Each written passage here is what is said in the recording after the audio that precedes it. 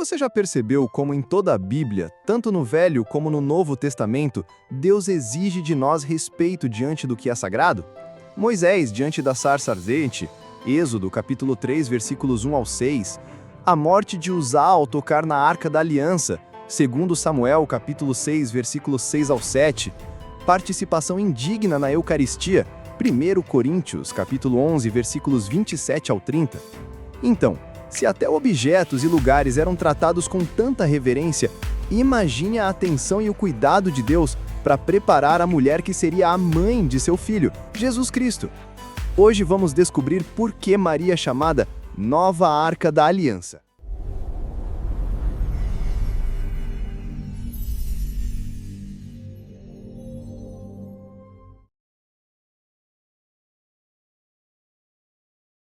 Moisés pastoreava as ovelhas no Horebe, quando viu um arbusto em chamas que não se consumia. Ele se dirigiu para ver esse prodígio. Do meio da sarça, Deus o chamou pelo nome: Moisés, Moisés! E ele respondeu: Eis-me aqui. Então veio a ordem: Não te aproximes, tira as sandálias dos pés, porque o lugar em que estás é terra santa. Em seguida, Deus se revelou: Eu sou o Deus de teu pai, o Deus de Abraão, de Isaque e de Jacó. Moisés cobriu o rosto, porque temia olhar para Deus.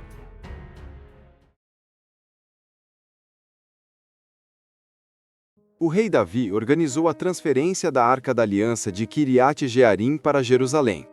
Ela foi colocada sobre um carro de boios novo, e o povo acompanhava com música, danças e ramos, em festa diante do Senhor. No caminho, quando os bois tropeçaram, Uzá estendeu a mão para segurar a arca.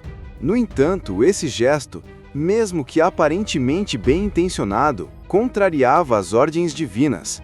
A arca não poderia ser tocada por mãos humanas, apenas carregada pelos levitas por meio das varas. Por isso, a ira do Senhor se acendeu, e Uzá foi fulminado ali mesmo.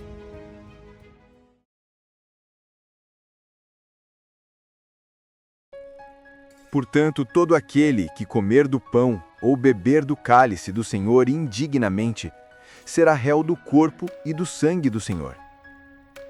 Que cada um examine a si mesmo antes de comer do pão e beber do cálice. Pois quem come e bebe sem reconhecer o corpo, come e bebe a própria condenação. Por isso mesmo é que entre vocês existem tantos fracos e doentes, e muitos morreram. Os primeiros cristãos, iluminados pela fé em Cristo e mergulhados nas Escrituras que possuíam, o Antigo Testamento, perceberam conexões profundas entre as figuras anunciadas pelos profetas e o que Deus realizava em seus dias. Foi assim que viram em Maria uma presença única e extraordinária. Nela se cumpriam os sinais da antiga aliança. Por isso, passaram a reconhecê-la como a nova Arca da Aliança. E os indícios dessa verdade estão claramente revelados nas páginas da própria Bíblia. A antiga arca continha 3 coisas sagradas: o maná, o pão que desceu do céu, a vara de Arão, símbolo do sumo sacerdócio, e as tábuas da lei, a palavra de Deus em pedra. Maria, a nova arca, carregou em seu ventre Jesus, o verdadeiro pão da vida que desceu do céu. Jesus, o eterno sumo sacerdote. E Jesus, a palavra de Deus feita carne.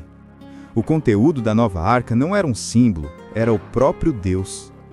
A conexão fica ainda mais clara quando comparamos a jornada da arca no livro de Samuel com a visita de Maria a Isabel no Evangelho de Lucas. O rei Davi, diante da arca, exclama: Como entrará a arca do Senhor em minha casa? Séculos depois, Isabel, cheia do Espírito Santo, exclama diante de Maria: Donde me vem a honra de que a mãe do meu Senhor me visite? A Bíblia diz que Davi dançava com todas as suas forças diante da arca. Lucas nos conta que, ao ouvir a saudação de Maria, o menino João Batista pulou de alegria no ventre de sua mãe. E a arca permaneceu na casa de Obed-Edom por 3 meses. E Maria permaneceu na casa de Isabel por 3 meses. São coincidências?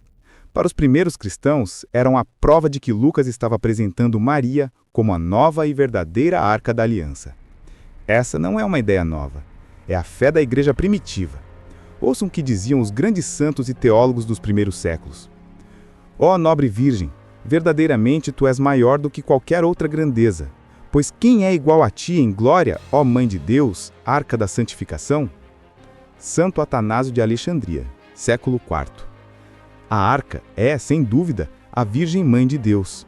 Se aquela arca foi construída de madeira incorruptível e coberta de ouro puro, isso aponta para a Virgem, que foi preservada imaculada e cujo corpo era como que transbordante de ouro por dentro e por fora, pela divindade que nela habitava.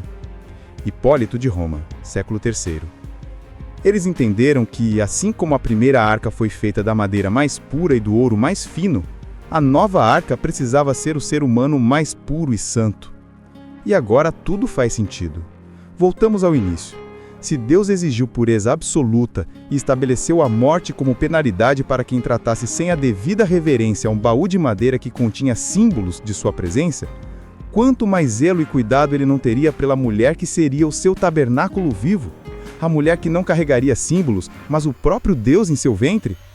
Deus, em sua infinita sabedoria, preparou um sacrário digno para seu filho, um vaso de honra, uma arca de carne e osso pura e imaculada para que os santos dos santos pudessem entrar na história humana.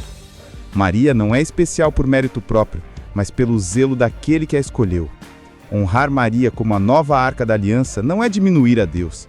É, na verdade, glorificar o cuidado, a sabedoria e o amor de um Deus que, para se fazer homem, preparou para si a mais santa das moradas. Gostou do vídeo? Então curte, comenta, compartilhe e inscreva-se no canal. Que a bênção do Altíssimo permaneça com você.